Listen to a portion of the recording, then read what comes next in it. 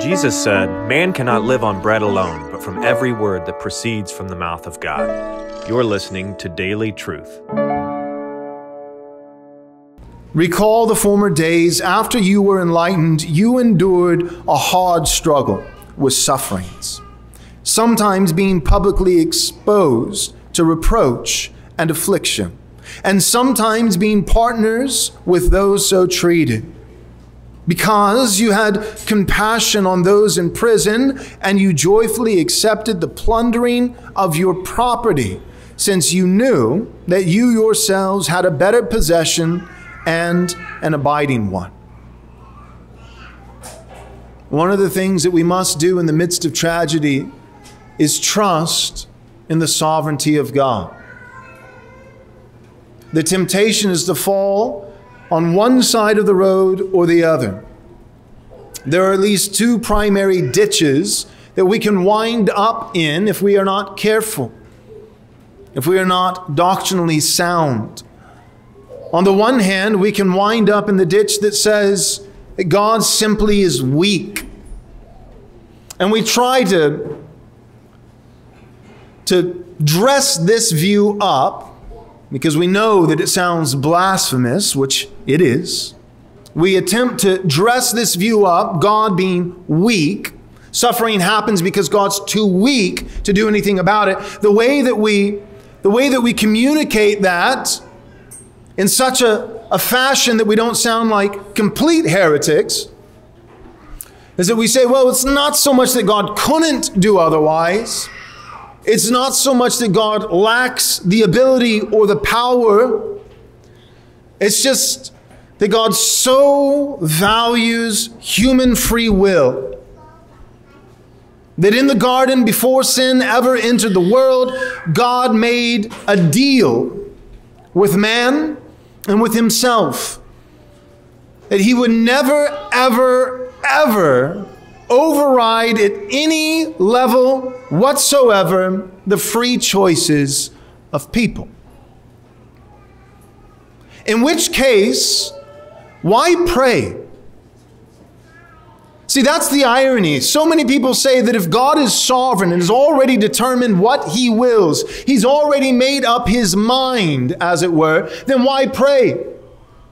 But the very opposite should be asked. Why pray for your unbelieving coworker that God would save him if God has made a deal with your coworker that he won't ever do anything to influence or shape or override your coworker's choice? You would be praying for God to break his own deal. You would be asking God to sin against his own covenant, so to speak. God is determined that he only ever wants to be loved by people freely making the choice underneath no influence from him whatsoever. He doesn't want those choices to be manufactured. He doesn't want man's choices to be manipulated. He doesn't want man's choices to be pushed or pressed or influenced in one direction or the other.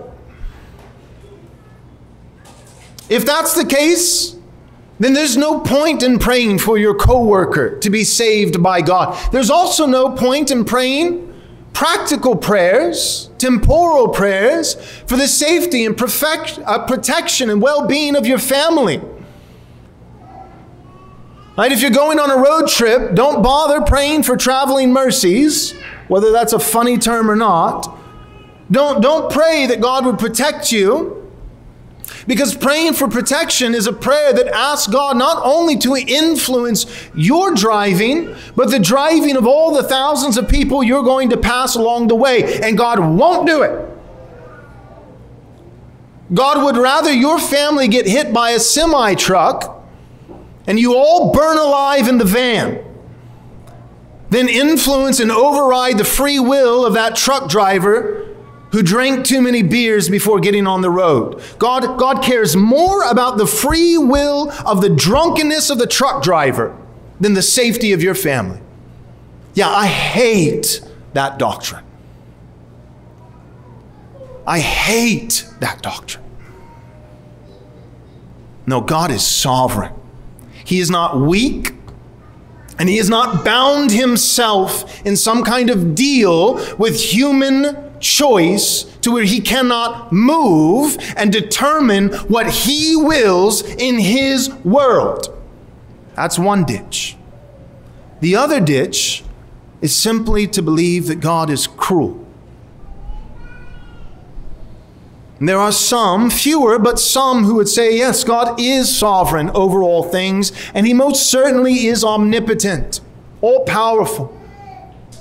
No one can thwart his will. And he does terrible, horrible things in this world because he doesn't care. But the Bible refutes that as well. That it's blasphemous and arrogance of the highest order for any man to think that somehow he would be more loving than God. God has compassion on all that he has made. God has more love for cattle than you have for your children. Let no one indict God for being weak, and let no one indict God for being cruel. So what's the alternative? The only alternative is to say that God is both omnipotent and omnibenevolent, all-powerful and all-loving, and that God himself has ordained what feels like tragedy in the moment for his eternal glory and for his people our eternal joy. There will not ever be, for eons and eons into the life to come, never will there be a single soul in heaven that ever says, I wish that thing that I didn't like on earth during my vapor-like life, my momentary affliction, I wish that hadn't happened. No. All of our wounds will be healed, and the scars, the memories of those tragedies will serve as memorials to the infinite wisdom and power and grace and love of God. And those tragedies which we hated in the moment will be fuel for eternity to sing, worthy, worthy, worthy is the Lord God Almighty. Worthy is the Lamb who was slain. He is wise. He is good. He is mighty. He is true. And that's why the Christian, and only the Christian, can have real and abiding joy even in the midst of pain. Because we know that God does all things well. We know that no accident is occurring with us.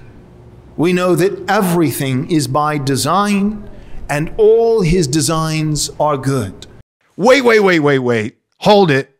Big announcement, a scary announcement, a threat, but also a promise. The price of our conference, the Postmillennial and Theonomy conference, it's going up. It's going up right after Reformation Day. We are going to hold the price at $100, which is super cheap for a 3-day conference with Dr. James White, Dr. Joseph Boot, Dr. Gary DeMar, and the guy who's not a doctor, so we'll say Pastor Joel Webbon. We've got a great conference, May 5th, 6th, and 7th in Georgetown, Texas, just north of Austin for $100. Super cheap, but we can't hold that price forever. So if you want to get into that price, you got to get in now, right after Reformation Day, not Halloween. Reformation Day, October 31st. That's the last day that you can get in this conference, register at the price of $100. After that, starting November 1st, it's going to be $130. So go to rightresponseconference.com, rightresponseconference.com, and register today. Thanks.